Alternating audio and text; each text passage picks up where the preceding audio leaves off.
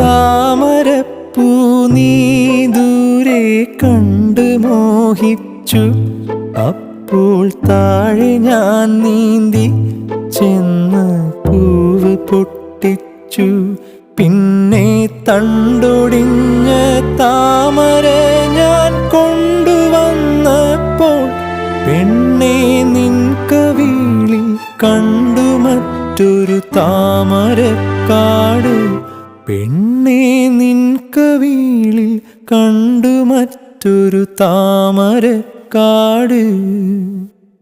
അല്ലിയാമ്പൽ കടവിലന്നരയ്ക്കു വെള്ളം.